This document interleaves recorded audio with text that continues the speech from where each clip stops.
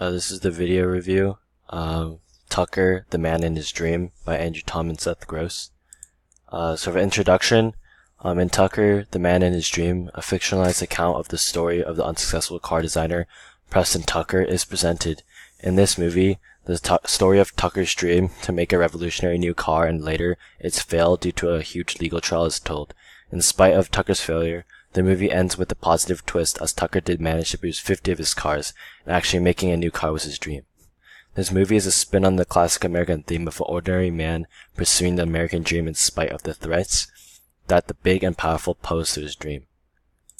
The movie and producer, the movie title was Tucker the Man in His Dream, and the producer is George Lucas. The release date is August 12, 1988. And directs this is Francis Ford Coppola.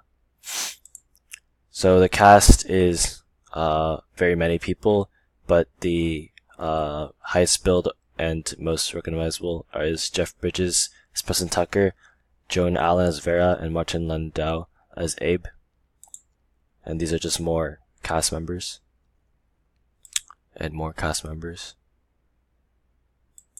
The box office total came out to be $19,652,638.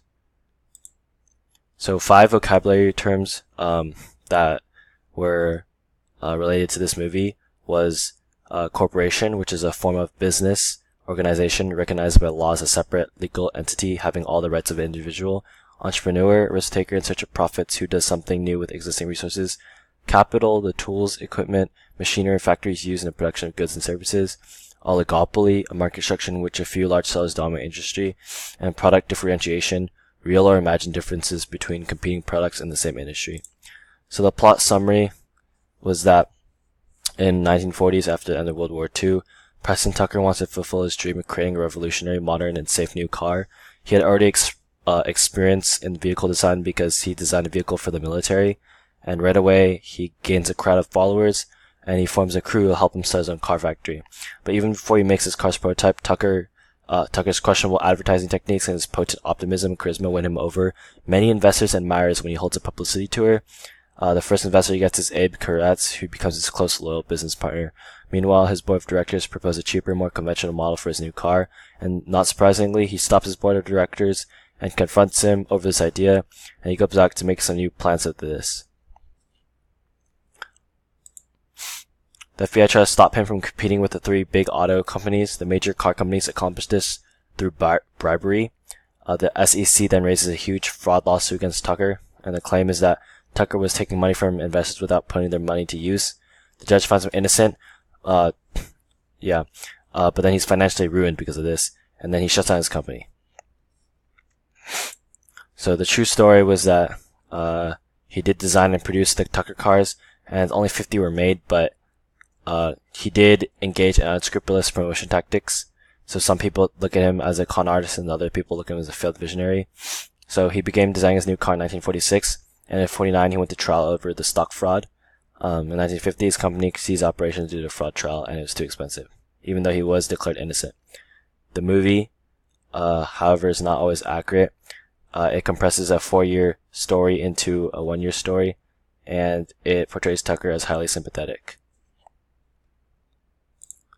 So the best quotes and meaning, there's 3. So first one is, he's not a Japanese engineer, and Tucker says this to a person after they call one of his favorite, most trusted workers an ethnic slur.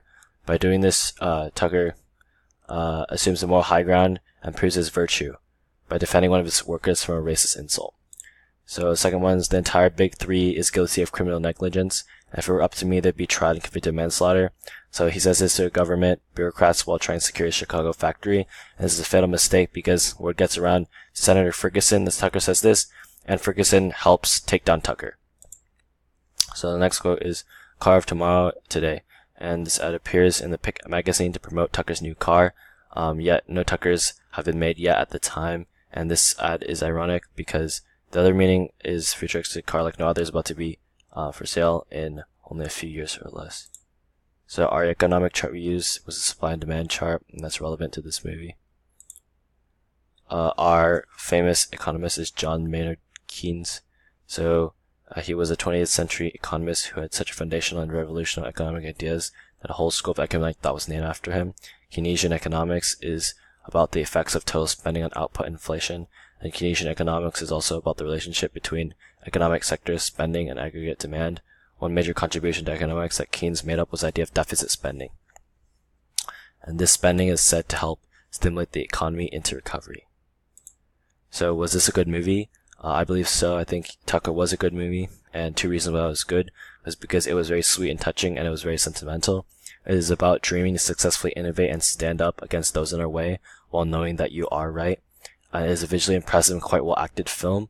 The characters are lacking in dynamism, but played very well by the actors, and the actors get into character almost flawlessly. But one thing we didn't like about the movie was that it was one-dimensional. It was just one versus one, Tucker versus evil, and Tucker's portrayal was one-sidedly positive and lacked nuance. So our score, and the Rotten Tomatoes score, so our score is 8 out of 10, and Rotten Tomatoes 85%, so it's very similar. And then this is a works cited, and that's it.